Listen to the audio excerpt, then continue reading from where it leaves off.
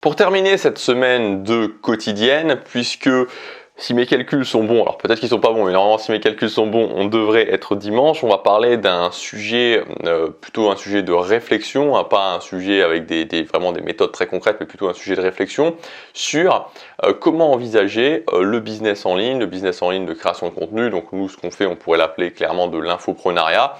Donc comment envisager cet infoprenariat dans le nouveau monde qui se dessine, le monde post-Covid. Je pense que c'est intéressant de se rendre compte que il y a vraiment eu un changement, vraiment un changement de monde avec ce Covid. Voilà, il y a vraiment eu un changement de monde avec ce Covid. Moi, je faisais partie des gens qui, au départ, au début 2020, pensaient que ça allait commencer et puis s'arrêter et puis repartir comme avant. Et peut-être que si ça avait été le cas, peut-être que si à l'été 2020, on avait juste connu le premier confinement et que ça avait continué, voilà, qu'après on était reparti normalement, peut-être que on serait reparti comme avant, mais je pense qu'aujourd'hui, enfin c'est pas que je le pense, c'est que j'en suis certain, c'est qu'aujourd'hui on est vraiment rentré dans un nouveau monde et que il faut forcément s'adapter à ce nouveau monde et que évidemment dans le monde du business en ligne il va falloir aussi s'adapter à ça. Voilà, c'est très important de comprendre ça. Moi voilà, avec ma chaîne Gabriel Clément, maintenant ça fait depuis début 2016 que je travaille sur cette chaîne Gabriel Clément, ça fait depuis fin 2016 que je vis de cette chaîne Gabriel Clément et je parle de plusieurs thématiques et j'ai vraiment pu me rendre compte, mais vraiment ça a été impressionnant, de changements majeurs, vraiment de changements très très importants.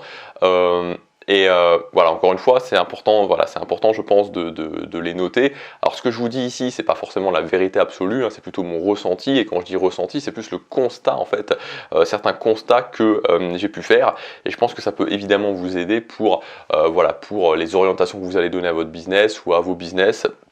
Et pour, si vous décidez de vous lancer, peut-être aussi prendre ça en compte pour ce que vous allez faire. Alors, la première chose évidemment, c'est de comprendre qu'aujourd'hui, par rapport à ce nouveau monde, il y a des thématiques qui sont ce qu'on pourrait appeler des thématiques friendly. Donc thématiques friendly, donc si on pouvait traduire en français, ce serait des thématiques amies, c'est-à-dire des thématiques qui fonctionnent bien dans ce nouveau monde.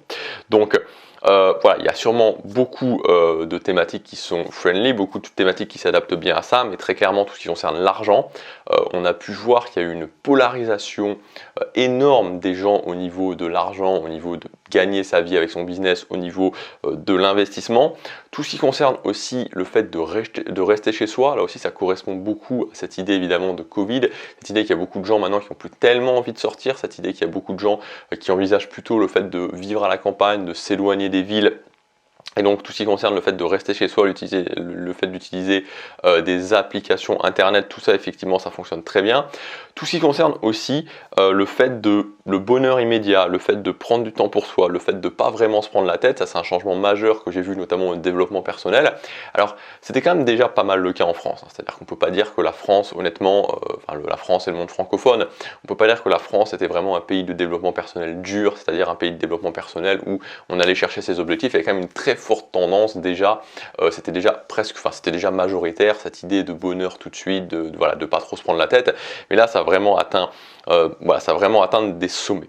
Alors encore une fois, c'est important de noter que c'est pas tout le monde qui pense ça, mais ce qu'il faut bien comprendre, c'est que c'est souvent beaucoup plus facile de se lancer et de réussir dans le monde du business en ligne en suivant le courant qu'en allant à contre-courant. C'est-à-dire que moi, objectivement, moi c'est ce que je fais, parce que c'est ce à quoi je crois et ça fait des années que je me suis lancé, mais aujourd'hui je ne conseillerais pas à quelqu'un de se lancer en mode développement personnel dur, il faut aller chercher ses objectifs, etc.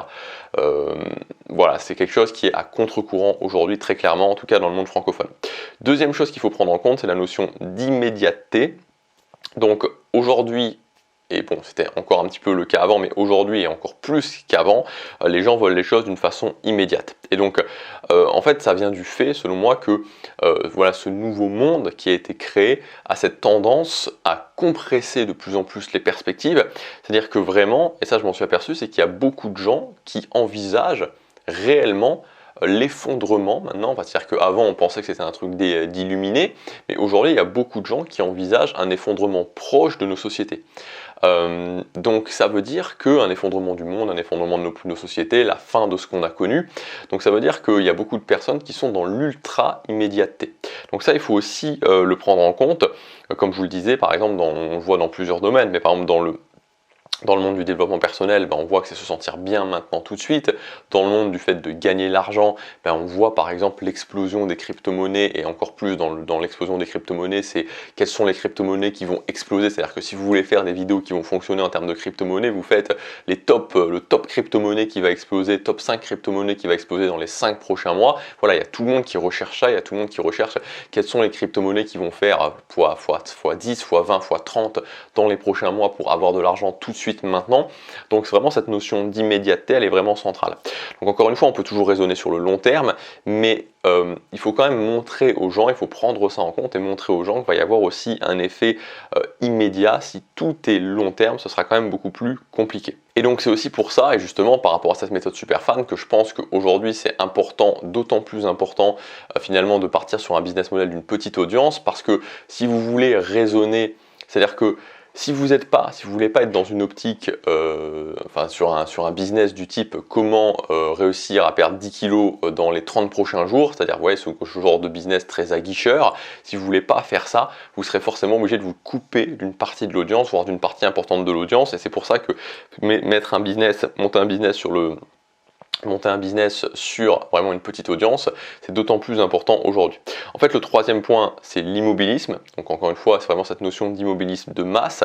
Et donc par rapport à cet immobilisme de masse, je pense qu'il y a deux axes à privilégier. C'est vraiment l'axe, par exemple, de l'accompagnement. Voilà, le fait d'accompagner les gens, le fait de proposer des offres de coaching. Aujourd'hui, c'est quelque chose qui va très très bien fonctionner à cause ou grâce à cet immobilisme de masse, et tout ce qui concerne la notion d'être présent aussi, la notion d'être présent, la notion de communauté, la notion de live, donc être présent au quotidien, par exemple sur des stories Instagram ou par exemple sur Telegram, le fait d'avoir un groupe Facebook, tout ça aussi c'est très important.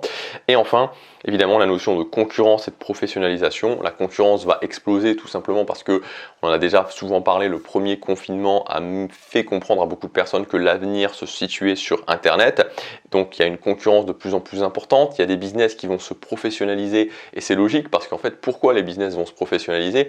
Tout simplement parce que vous allez avoir des gens qui vont devenir de plus en plus gros. Ces gens qui vont devenir de plus en plus gros vont avoir besoin de personnes au bout d'un moment pour gérer, et donc ils vont prendre des gens pour gérer ça, ce qui fait que voilà, va y avoir des sortes de super structures qui vont se générer, qui vont se mettre en place un petit peu à l'américaine, parce que c'est déjà le cas pour les Américains. Vous avez des énormes créateurs de contenu qui ont des super structures. Je pense à Gary Vaynerchuk, je pense à Grant Cardone. Enfin voilà, moi c'est des gens que je suis, mais il n'y a pas que évidemment. Donc il va y avoir vraiment une professionnalisation aussi du monde du business en ligne. Alors encore une fois, ça ne veut pas dire que c'est pas possible d'y arriver, mais il faut aussi prendre cette notion en compte.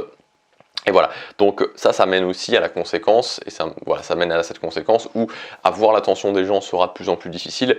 Et donc, selon moi, c'est encore une fois, c'est ce que je vous disais un petit peu avant, mais c'est encore une fois le cas, c'est-à-dire que se baser sur un petit business qui va être sur une petite audience, sur un business efficient, quand je suis un particulier qui n'a pas énormément de moyens, quand je suis un particulier qui se lance, c'est plus que jamais nécessaire.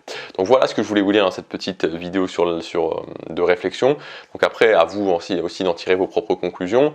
Vous pouvez aussi me mettre des commentaires pour me dire ce que vous en pensez, pour me dire voilà les changements que vous avez pu noter. Dans tous les cas, je pense que voilà, si à partir du moment où vous partez sur cette notion que vous avez un business qui n'a pas besoin d'énormément d'audience pour fonctionner, vous serez un petit peu toujours vacciné, c'est le cas de le dire, contre tout ça, parce que vous pourrez toujours dire ce que vous pensez, vous pourrez toujours avoir un business qui sera quelque part authentique, un business où vous partagerez vraiment les choses qui vont fonctionner, parce que vous n'aurez pas besoin de diluer votre discours, vous n'aurez pas besoin de dire aux gens ce qu'ils ont envie d'entendre, parce que vous avez besoin d'une petite audience pour fonctionner.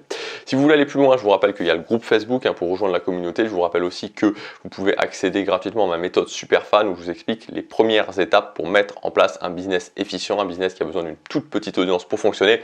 Voilà pour cette semaine de quotidienne. Je vous dis à demain pour le début d'une nouvelle semaine avec ces quotidiennes. À demain, salut.